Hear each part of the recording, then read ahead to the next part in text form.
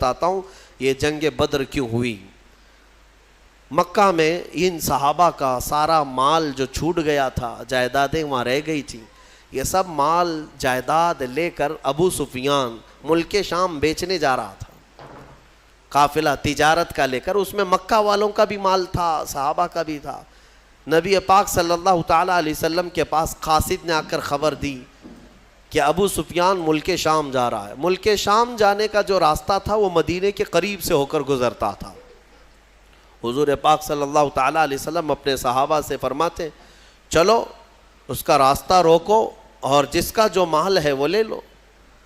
جب صحابہ نکلے، جنگ کی غرض سے نہیں نکلے تھے، لیکن ابو سفیان کو یہ پہلے سے خبر ہو گئی کہ محمد صلی اللہ علیہ وسلم اپنے 300 سے زیادہ ساتھیوں کو لے کر بیچ راستے میں آئے ہیں، تو ابو سفیان نے کیا کیا، راستہ بدل کر دوسرے راستے سے ملک شام پہنچ گیا، تجارت بھی کیا، خوب نفع بھی کمایا، مال بیچ دیا۔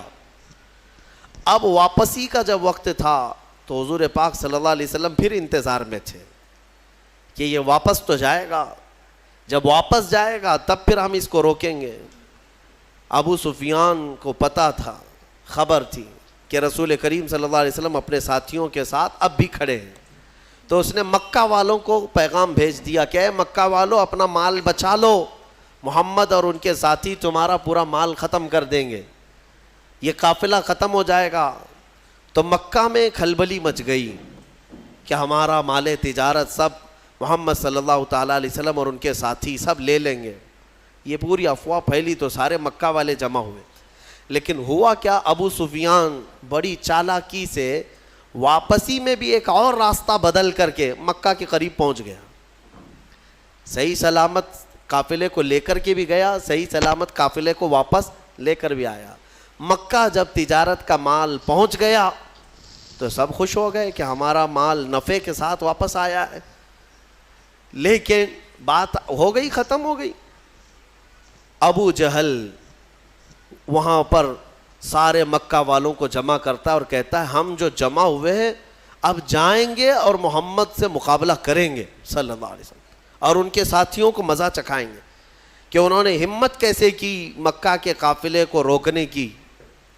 تو باقی لوگوں نے کہا کہ چھوڑ دو، ہمارا مال کا قافلہ آ گیا، اب بات ختم ہو گئی۔ ابو جہل نے کہا نہیں، بات اتنی نہیں ہے، ہمیں تو مارنا ہے انہیں، ہمیں تو انہیں قتل کرنا ہے، ہمیشہ کے لیے راستہ صاف کرنا ہے۔ تو بھڑکا کر کے 1000 لوگوں کو جمع کر لیا۔ کچھ عقل مند لوگ تھے، انہوں نے کہا کہ ہم نہیں جائیں گے، لیکن ابو جہل نے انہیں آر دلایا، انہیں بہت زیادہ اکسایا، اور اس کے اکسانے کے بعد، آر دلانے کے بعد 1000 سے زیادہ لوگ جمع ہوئے، اور ان سب کو لے کر ہاتھی گھوڑے ہتھیار سامان کے ساتھ ابو جہل سرداری کرتے ہوئے مکہ سے نکل کر بیچ راستے میں پہنچا۔ یہ وہ علاقہ ہے جہاں بدر کی وادی ہے، بدر ایک علاقے کا نام ہے، بدر ایک میدان کا نام ہے، وہاں ایک کنواں تھا جس کی وجہ سے اس علاقے کا نام ہی بدر پڑا۔ وہاں آ کر کے یہ لوگ پڑاؤ کر لیے۔ نبی پاک صلی اللہ تعالیٰ علیہ وسلم اپنے صحابہ سمیت بدر تک پہنچے ہوئے تھے۔ اب حضور اکرم صلی اللہ تعالیٰ علیہ وسلم بھی اسی علاقے میں، اور یہ کفار و مشرکین بھی اسی علاقے میں آ گئے۔ اب مقابلہ کرنے کی غرض سے وہ لوگ آئے۔ اللہ تبارک و تعالیٰ نے اپنے حبیب پاک صلی اللہ علیہ وسلم کو حکم فرمایا کہ اپنے صحابہ کو لو اور ان کے ساتھ جنگ کرو۔ اب جب مولا فرما دے جنگ کرنے کے لیے تو پھر پیچھے ہٹنے کا سوال ہی نہیں ہوتا، پھر کوئی وجہ ہی نہیں ہے۔ نبی پاک صلی اللہ تعالیٰ علیہ وسلم جب صحابہ کو لے کر آئے تھے تو سچویشن کیا تھی، حالات کیسے تھے؟ ایسے حالات تھے کہ پورے 313 صحابہ کے اندر مشکل سے چند تلواریں تھیں، 7-8 گھوڑے تھے، 1-2 سواریاں تھیں، بس باقی سب پاپیادہ پیدل تھے۔ اکثر کے پاس تلواریں نہیں، اکثر کے پاس جو تلواریں ہیں، کچھ کے پاس جو تلواریں ہیں وہ ایسی ہیں کہ سبزی بھی نہیں کاٹی جاتی، کند ہو چکی تھی، زنگ لگی ہوئی ہیں۔ تو بہرحال ان کی مفلسی کا زمانہ تھا، غربت تھی، اور کھانے پینے کے لیے ان کے پاس کچھ نہیں تھا۔ اب دیکھیں صحابہ اکرام حضور صلی اللہ تعالیٰ علیہ وسلم کے پاس جب تھے تو وہ علاقہ ریت کا تھا. حضور جس جگہ رکے تھے وہ پوری ریت کی زمین, اور ریت کی زمین پر چلنا مشکل ہو جاتا ہے, پاؤں اندر دھسنے لگتے ہیں. صحابہ کو ریتیلی زمین ملی, اور مشرکین جہاں پڑاؤ کیے وہ مٹی کی زمین تھی, مٹی ہے تو مٹی پر پاؤں جمتے ہیں, تو اس بات کی خوشی پہ وہ ناچ رہے تھے. کل جب جنگ ہوگی تو ان کے پاؤں اکھڑ جائیں گے, چل ہی نہیں پائیں گے میدان میں, اور مشرکین پورے میدان میں جمے رہیں گے مٹی کی. اب بہت ساری چیزیں انہی کی حمایت میں نظر آتی ہیں, حالات ایسے لگتے ہیں کہ ساری فتح ان کی ہوگی. وقت سے پہلے ایسا محسوس ہوتا ہے, جب طاغوتی طاقتیں سامنے آتی ہیں تو اکثر ایسا لگتا ہے کہ سارا اب ان کے ہی پاس ہے, ہمارا کیا ہونے والا ہے. اب میں آپ کو مقابلے کے اعتبار سے بتاؤں, ادھر 313 نہتے ہیں, ساز و سامان نہیں, سواریاں نہیں, بدلے میں مقابل میں 1000 سے زیادہ سب کے سب ہتھیار سے لیس, ٹرینڈ پہلوان ان کے پاس, ہاتھی گھوڑے اونٹ سواریاں ان کے پاس, بلکہ ان کے کھانے کے لیے پورے اونٹ ذبح ہو رہے تھے رات کو. اور جب کھانا ان کا پکتا تھا رات بھر طبلے بجاتے تھے, رقص کرتے تھے, ڈانس کرتے تھے, کیونکہ جیت کا اور فتح کا غرور ایسا تھا, سب کچھ تو ان کے پاس تھا. اب صحابہ جو دیکھ رہے تھے تو انسانی فطرت کا تقاضا ہے نا کہ سامنے بڑی طاقت کو دیکھ کر کے کیا محسوس کریں گے آپ. صحابہ کرام رضوان اللہ تعالیٰ علیہم اجمعین حضور صلی اللہ تعالیٰ علیہ وسلم کے پاس آئے, کہا یا رسول اللہ صلی اللہ علیہ وسلم کیا جنگ فرض ہو گئی؟ حضور نے فرمایا ہاں. اب نبی اکرم صلی اللہ تعالیٰ علیہ وسلم نے صحابہ کے چہرے کو دیکھا اور سب کو جمع کیا. رات کو ایک خطبہ دیا حضور نے. خطبے میں کیا فرماتے ہیں, یہ کل جنگ ہونے والی ہے, اس سے پہلے رات کو خطبہ دیتے مغرب کے بعد یا عشاء کے قریب.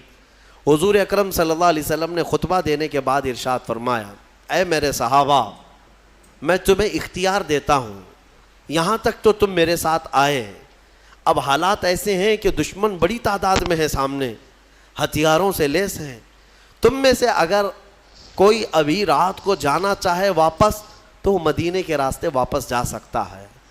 میں پوچھتا ہوں تمہارا کیا مشورہ ہے اس سلسلے میں.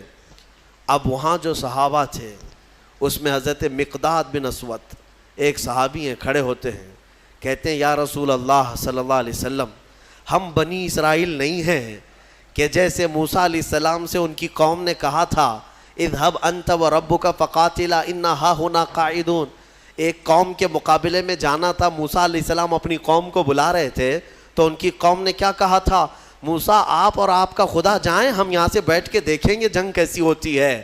حضرت مقداد کہتے ہیں یا رسول اللہ ہم وہ بنی اسرائیل نہیں ہیں جو اپنے نبی سے کہیں کہ تم اور تمہارا خدا جا کر لڑیں, ہم امت محمدیاں ہیں, ہم آگے بڑھیں گے, اگر آپ کے پسینے کا قطرہ گرے گا ہمارا خون کا قطرہ گرے گا.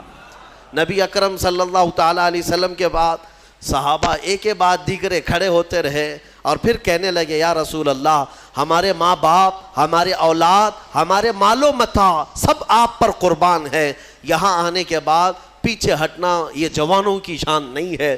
صحابہ کے اندر وہ جوش تھا, وہ جذبہ تھا, نہ صحابہ نے کبھی ہتھیاروں کی طرف دیکھا, نہ تلواروں کا دیکھا, نہ ساز و سامان دیکھا, بلکہ صرف دیکھا محمد ہمارے ساتھ ہیں, رسول پاک صلی اللہ علیہ وسلم ہمارے ساتھ. اب سنو اللہ کے نبی صلی اللہ تعالیٰ علیہ وسلم نے تسلی کے لیے کیا فرمایا. چند صحابہ کو لیا, میدان میں آئے, میدان میں آنے کے بعد معائنہ کیا اور فرمایا چند صحابہ ادھر کھڑے رہیں گے, کچھ ادھر رہیں گے. جنگ کی ترتیب میرے آقا بنا رہے تھے, لیکن اسی وقت حضور کے ہاتھ میں ایک لکڑی تھی, آپ نے ایک دائرہ کھینچا اور صحابہ سے کہا کل دیکھنا اس میں ابو جہل گر کے مرے گا, اور ایک لکیر سے دائرہ کھینچا اور کہا یہاں عتبہ مرے گا, اور ایک کھینچا کہا یہاں شیبہ مرے گا. جو بڑے بڑے ان کے پہلوان تھے ان کے نام لے کر لکیر کھینچ دیا حضور نے. اب صحابہ کرام جانتے تھے یہ لکیر عام لکیر نہیں ہے, دنیا اور زمین و زمان ٹل سکتے ہیں مگر یہ لکیر بال برابر بھی فرق نہیں کر سکتی. حضور پاک صلی اللہ تعالیٰ علیہ وسلم کا یہ فرمان صحابہ کے حوصلے اتنے بلند کر دیا، انہیں پتا تھا اب کل جنگ میں جو بھی ہوگا، لیکن اتنا تو طے ہے کہ ابو جہل مرے گا، اتنا تو طے ہے۔ کیوں؟ غیب داں رسول نے ایک رات پہلے ہی بتا دیا ہے، اور وہ بھی لکیر کھینچ کر بتایا۔ اب یہ ایک چیز تھی، صحابہ کا حوصلہ بڑھا ہے۔ جب واپس آئے رات کو، کافی رات ہو چکی تھی، حضور سجدے میں گر گئے اور دعا کرنے لگے۔ دعا میں جو مناجات اپنے رب سے کر رہے تھے، وہ الفاظ کیا تھے؟ اللہ کی بارگاہ میں یوں کہتے، مولا تیرے یہ بندے، عاجز بندے تیرے دربار میں آئے اور سبوں نے اپنی طاقت اور استطاعت کے مطابق اپنی محنتیں پیش کر دیں، میدان تک آ گئے۔ اب اگر کل تو انہیں فتح نہیں عطا کرے گا، حضور یہ کہہ رہے اپنے مولا سے، اے رب اگر کل تو انہیں فتح نہیں عطا کرے گا، لن تعبد ابدا، پھر قیامت تک تیری عبادت نہیں ہو سکے گی، قیامت تک پھر تیری عبادت نہیں ہو سکے گی۔ یہ شان محبوبی تھی۔ حضور اکرم صلی اللہ تعالیٰ علیہ وسلم اپنے رب سے گڑ گڑا کر مانگ رہے تھے۔ ابھی دعا سے آپ نے سر اٹھایا، بہت تیز بارش شروع ہو گئی، رات کے وقت بارش شروع ہو گئی۔ بارش ہونے کے بعد حضور نے اکرم صلی اللہ علیہ وسلم کے لبوں پہ مسکراہٹ آئی اور صحابہ سے کہا اللہ کی پہلی مدد آ چکی، اللہ کی پہلی مدد آ چکی۔ صحابہ نے محسوس کیا، کیوں جانتے ہیں؟ اس بارش کا اثر یہ ہے کہ جو ان کی ریتیلی زمین تھی صحابہ کی، وہ مضبوط ہو گئی، اور ان کفار کی مٹی والی زمین کیچڑ سے پھسلنے لگ گئی۔ اب ان کے گھوڑے پھسلتے تھے، ان کے پیر پھسلتے تھے۔ اب یہاں صحابہ، ریت میں اگر پانی جم گیا تو ریت مضبوط ہو جاتی، اور یہ ایسی مضبوط ہو گئی کہ اس پر دوڑیں بھاگیں کچھ بھی کریں کچھ فرق نہیں پڑتا، اور ادھر کیچڑ اتنا تھا کہ وہ پیر رکھیں تو پھسل کر گر جائیں۔ تو حضور اکرم صلی اللہ علیہ وسلم نے فرمایا رات کے وقت اللہ کی پہلی مدد آ گئی۔ دوسرا دن آیا، یہ 17واں رمضان المبارک ہے۔ رسول کریم صلی اللہ تعالیٰ علیہ وسلم نے صبح کے وقت صحابہ کی صفوں کو ترتیب دینا شروع فرمایا۔ اس میں 313 صحابہ کرام تھے، وہ بڑے خوش نصیب صحابہ ہیں، اور بلکہ وہ بڑے عظیم المرتبت صحابہ ہیں جو رسول کریم صلی اللہ تعالیٰ علیہ وسلم کے ساتھ سب سے پہلی جنگ میں آئے اور اسلام کا پرچم لہرانا تھا۔ یہ وہ تاریخ ہے جہاں سے شوکت اسلام دوبالا ہو گئی۔ آج سے اسلام کی عزت میں جو روشنی آئی ہے، یہ ایک الگ تاریخ ہے، ایک الگ تاریخ۔ اس لیے 17 رمضان المبارک یہ عام تاریخ نہیں ہے، ہاں یہ تاریخ اسلام کی شان و شوکت کو بلند کرنے والی تاریخ ہے۔ صبح صفیں ترتیب دی گئیں، جب صفیں لگیں تو میرے عزیزو، حضور پاک صلی اللہ تعالیٰ علیہ وسلم سامنے کھڑے ہیں۔ ان صفوں میں صحابہ میں بچے بھی آئے ہیں، جوان بھی آئے ہیں، بوڑھے بھی آئے ہیں۔ حالانکہ بچوں پر جہاد فرض نہیں ہے، لیکن کچھ صحابہ جو ضد کر کے حضور پاک صلی اللہ تعالیٰ علیہ وسلم کے ساتھ جہاد میں شریک ہوئے تھے، حضرت معاذ اور معوذ رضی اللہ تعالیٰ عنہما، جن کی عمر 13 اور 15 سال کے بیچ کی تھی، یہ بھی صفوں میں کھڑے ہو گئے حضور پاک کے سامنے۔ حضور نے انہیں اجازت دی، ان کے شوق کی وجہ سے، ان کے رونے کی وجہ سے۔ اب جنگ جب شروع ہوئی تو سب سے پہلے حضرت ہوتا کیا تھا، مقابلے میں ایک ادھر سے آتا، ایک ادھر سے آتا، یا 2 ادھر سے آئیں تو 2 ادھر سے، 3 ادھر سے آئیں تو 3 ادھر سے شروعات۔ تو کفار مکہ نے اس طرف سے بڑے ان کے جو پہلوان تھے ان کو بھیجا، اس میں عتبہ تھا، شیبہ تھا، اور ایک بڑا کافر پہلوان۔ تو حضور پاک صلی اللہ تعالیٰ علیہ وسلم نے اپنی جماعت میں سب سے پہلے جنہیں اتارا وہ مولا کائنات حیدر کرار تھے۔ علی مرتضیٰ کو سب سے پہلے میدان میں اتارا، ان کے بعد دوسرے نمبر پر امیر حمزہ رضی اللہ تعالیٰ، تیسرے پر حضرت ابو عبیدہ بن جراح۔ یہ تینوں اپنے زمانے کے ایسے قوی اور مضبوط لوگ تھے کہ ان کے مقابل میں جلدی کوئی آتا نہیں تھا۔ لیکن ان تینوں میں سب سے کم عمر حضرت علی کی تھی۔ حضرت علی کرم اللہ وجہہ الکریم کی عمر اس وقت بڑی کم تھی، یعنی تقریباً آپ کی عمر 24 سال کے آس پاس، 24 سے 25 سال کی، جوانی تھی. حضرت علی رضی اللہ تعالیٰ عنہ بھی آئے, حضرت امیر حمزہ, حضرت ابو عبیدہ بن جراح ادھر سے جو مقابل میں آئے تو سب سے پہلے جب مقابلہ ہوا تو حضرت امیر حمزہ رضی اللہ تعالیٰ عنہ کے مقابل میں جو آیا تھا وہ ایک ہی وار میں ختم ہی ہو گیا, اور حضرت علی کے مقابل میں جو پہلوان آیا اس نے لڑنے سے انکار کیا, کہا کہ میں بچوں سے نہیں لڑوں گا, میرے مقابل کا کوئی بڑا آدمی بھیجا جائے, کیونکہ حضرت علی کی عمر چھوٹی تھی. اس نے کہا کہ میں چھوٹی عمر والوں سے, بچوں سے نہیں لڑوں گا. حضرت علی رضی اللہ تعالیٰ عنہ نے اس وقت فرمایا محمد صلی اللہ تعالیٰ علیہ وسلم کے غلاموں کے بچوں سے پہلے نپٹ لے, بڑوں کو بعد میں بھیجا جائے گا. اور وہ کیا نپٹتے, کیا مولا کائنات حیدر کرار کبھی وہ ان کے سامنے کوئی مقابل میں آ سکا؟ یہاں تک کہ خیبر کے جنگ کے موقع پر فرمایا گیا حضرت علی کے سامنے جب مرحب ایسا پہلوان آیا تھا جو 1000 آدمیوں سے تنہا لڑتا تھا, وہ حضرت علی کے سامنے آیا تھا. وہ بھی لوہے کی ٹوپی, اس کی سب سے مشہور ٹوپی تھی لوہے کی, پہن کے رہتا لوہے کا زرہ, اور حضرت علی اس کے مقابل میں آئے. اس وقت حضرت علی کی حالت تو یہ تھی کہ آنکھیں لال ہو گئی تھیں, آشوب چشم کی بیماری تھی اور بخار تھا, بخار بھی ہے اور آنکھیں لال تھیں وہ خیبر کے موقع پر. تب حضرت علی نے مرحب کے ساتھ جو مقابلہ کیا وہ ذوالفقار حیدری, جو تلوار ہے آپ کی, اٹھا کر جو مرحب کے سر پر مارا تھا تو وہ لوہے کی ٹوپی تک 2 ٹکڑوں میں تبدیل ہو چکی تھی. وہ وار کیا تھا, حضرت علی رضی اللہ تعالیٰ عنہ کے وار سے کوئی بچ پائے گا؟ یہاں بدر کے میدان میں بھی جو آیا وہ تھوڑی ہی دیر میں مقابلہ کرتے کرتے حضرت علی کے ایک وار میں اس کی گردن ہوا میں اڑی اور نیچے آئی. یہ وہ منظر تھا جب پیچھے جو صحابہ تھے انہوں نے دیکھا تو بلند آواز سے نعرہ تکبیر بلند کیا تھا اور پورا میدان گونج اٹھا تکبیر کی آواز سے. اسی کو تو اقبال نے کہا تھا کفر دم توڑ دے گا ٹوٹی ہوئی شمشیر کے ساتھ, کفر دم توڑ دے گا ٹوٹی ہوئی شمشیر کے ساتھ, گر تم نکل آ جاؤ ایک بار نعرہ تکبیر کے ساتھ. وہ تکبیر کی آواز وہی تھی جو صحابہ, ان کی تلواریں کیا تھی. اس کے بعد مقابلہ شروع ہوا.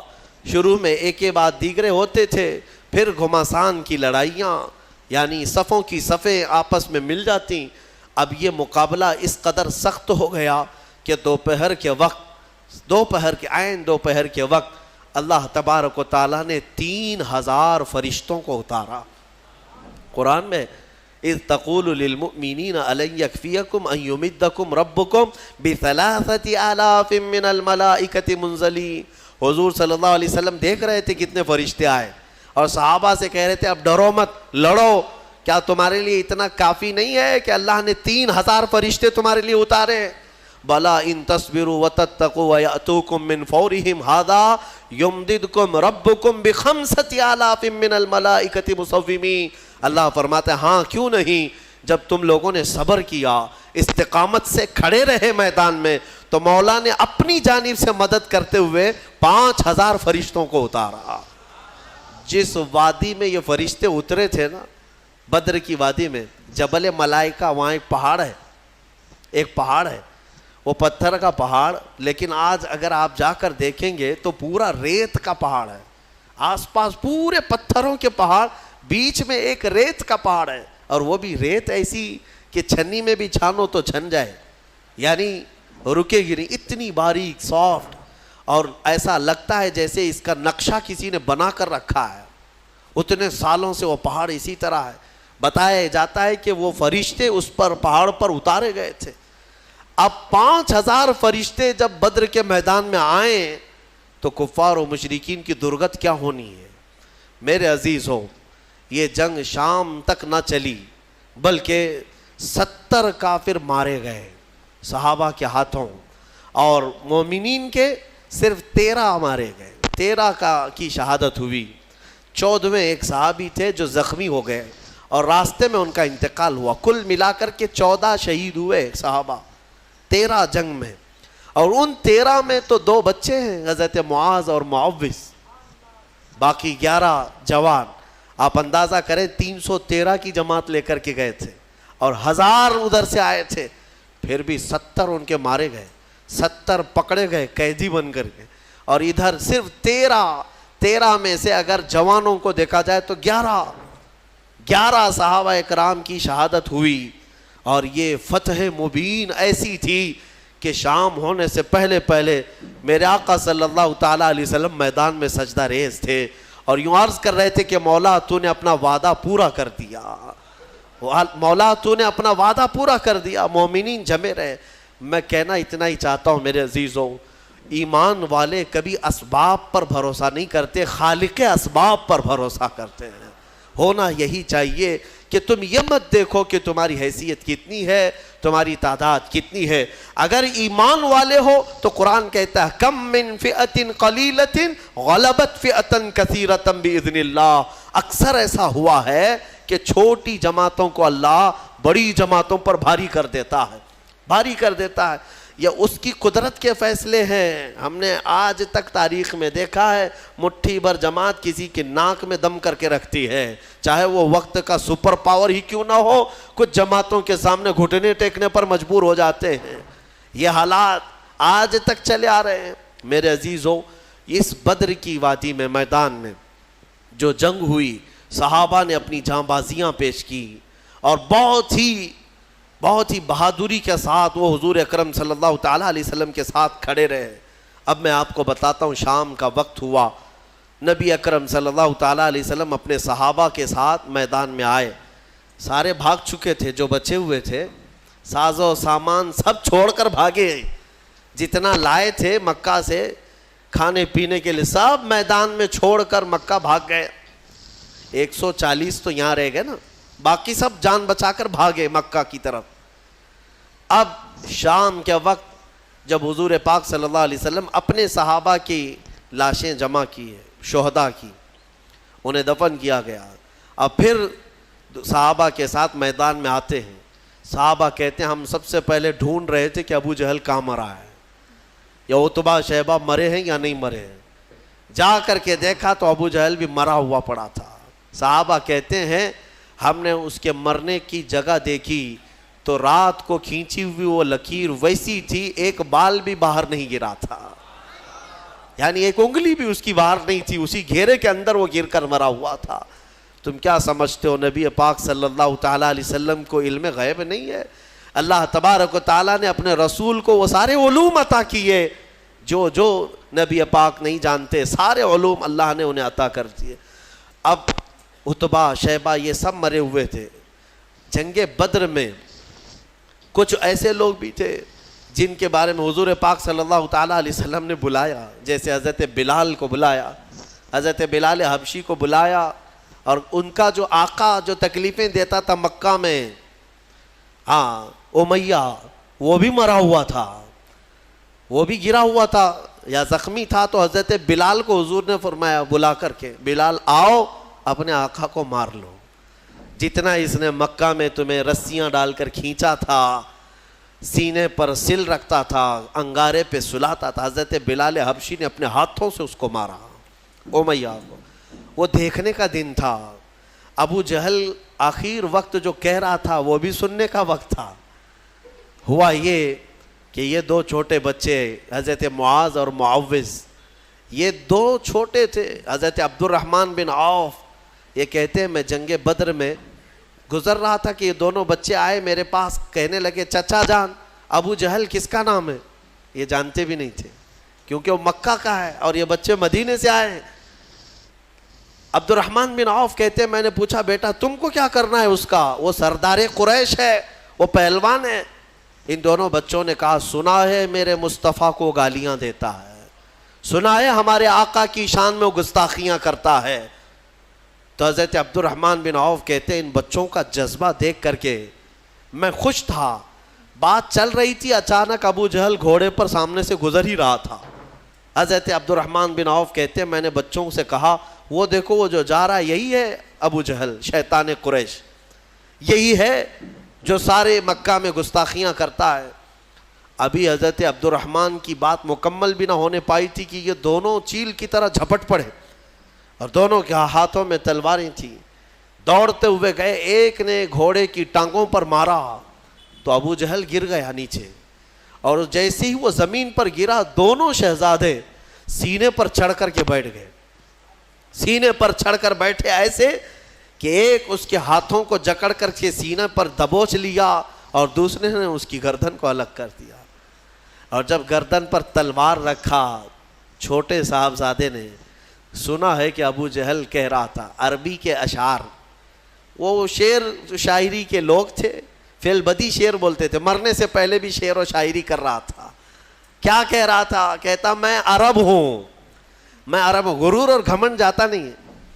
میں عرب ہوں اور میں پہلوان ہوں، مجھے موت سے خوف نہیں، میں موت سے ڈرتا نہیں، میں عرب ہوں اور مکہ کا سردار ہوں. لیکن بات اتنی سی افسوس کی ہے کہ میرے مقابل کا پہلوان مجھے نہیں مار رہا ہے، میرے مقابل کا پہلوان مجھے نہیں مار رہا ہے، چھوٹے لوگوں سے مر رہا ہوں، اتنا افسوس ہے، باقی مرنے کا مجھے خوف نہیں ہے.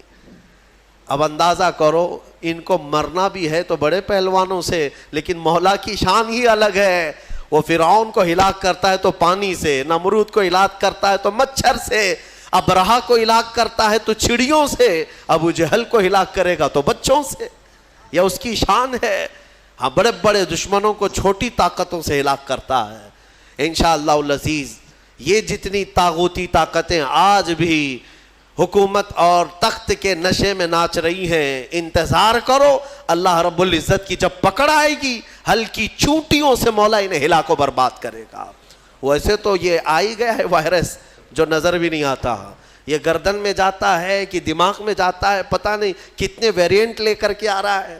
ہاں، ہر مہینے نئے نئے گھونگھٹ اوڑھ کر کے آتا ہے یہ کورونا، دیکھ بھی رہے ہیں آپ. ہاں، ہر مہینے نئی نئی دلہن ہے، اس کے نئے نئے جلوے ہیں. ہاں، فرسٹ ہو گیا، سیکنڈ ہو گیا، تھرڈ ہو گیا، فورتھ ہو گیا، ابھی سیریز آنے باقی ہیں. اس لیے کہ کیڑا بڑا شاطر ہے، بڑا شاطر ہے، نئے نئے لباس پہن کر کے آتا ہے اور نئے نام کے ساتھ آتا ہے. میں کیوں کہہ رہا ہوں؟ اس لیے کہ اگر مولا تبارک و تعالی ہلاک کرنے کے لیے اس ہلکے سے کیڑے کو بھیجا ہے تو بڑی بڑی طاقتیں بھی ان کیڑوں کے ذریعے سے ختم ہو جائیں گی، ہلاک ہو جائیں. اور آپ کو پتا ہے قیامت کے قریب یاجوج ماجوج آئیں گے، پتا ہے نا، حدیث پاک ہے. یاجوج ماجوج دو آدمی نہیں ہیں یہ کہ ایک یاجوج، ایک کا نام یاجوج ہے دوسرے کا نام ماجوج ہے. یاجوج ماجوج ایک فوج ہے، ایک فوج ہے. وہ اتنی بڑی فوج ہے کہ انسانوں سے زیادہ تعداد ان کی ہے. ابھی جتنے پوری دنیا میں انسان ہیں ان سے زیادہ تعداد ہے ان کی. یاجوج ماجوج یہ نکلیں گے، یہ کسی جگہ قید ہیں، وہ اللہ بہتر جانتا ہے. قیامت کے قریب یہ باہر آئیں گے اور پوری دنیا میں فساد مچائیں گے، ہر چیز کھا جائیں گے، ہر چیز. تمہاری ساری کھیتیاں کھا جائیں گے، تمہارے سارے غلے اناج، حتیٰ کہ تمہارے جو کھانے پینے کے جو سامان ہیں، پتیلیاں برتن، یہ تک کھا جائیں گے، سب کھا جائیں گے. تو یہ جب چل رہے ہوں گے پوری دنیا کو، ان کو مارے گا کون؟ ان کو ختم کون کرے گا؟ اتنی بڑی فوج ہے، انسان کیا مقابلہ کر پائیں گے ان کا؟ تو پھر حدیث میں یہ ملتا ہے کہ رب تبارک و تعالیٰ ان کی گردن میں کیڑا پیدا کرے گا، ان کی گردن میں کیڑا پیدا کرے گا. بہت چھوٹی قسم کا کیڑا ہوگا اور یہ کیڑا اتنی تیزی سے پھیلے گا کہ وہ چند ہی ساعتوں میں پوری کی پوری فوج اس کیڑے کے شکار ہو کر مر جائے گی، ختم ہو جائے گی. یہ وائرس کا جو آج پھیلنے کا آپ دیکھ رہے ہیں، اس سے زیادہ تیز وہ پھیلے گا. اور میں یہاں پر یہ کہنا چاہتا ہوں، اتنی بڑی فوج کو اگر ایک ہلکے کیڑے سے مولا تعالیٰ ختم فرمائے گا تو اس کی پکڑ کو سمجھو. آخر بات میں یہ کہنا چاہوں گا، ایک سوال آتا ہے کہ اگر اللہ تبارک و تعالیٰ اصحاب بدر کی مدد فرما رہا ہے فرشتوں کے ذریعے، اس کے ایک فرشتے کی طاقت اتنی ہے کہ اگر وہ اتر کر صرف آواز لگا دے تو پوری شعیب علیہ السلام کی قوم ہلاک ہو گئی. ایک فرشتے نے چیخ مارا تھا، پوری قوم ہلاک ہو گئی. تو یہاں 5000 فرشتے کیوں اتارے؟ 5000 فرشتے، ایک فرشتہ بھی اتارتے تو یہ سارے مشرکین کے لیے وہ کافی تھا. فرشتوں کی طاقت کا اندازہ کیا ہے آپ کو؟ یہاں پر مفسرین فرماتے ہیں اللہ تبارک و تعالیٰ چاہتا ایک ہی فرشتے سے سب کو ہلاک کرتا، لیکن 3000 یا 5,000 یہ جو اتار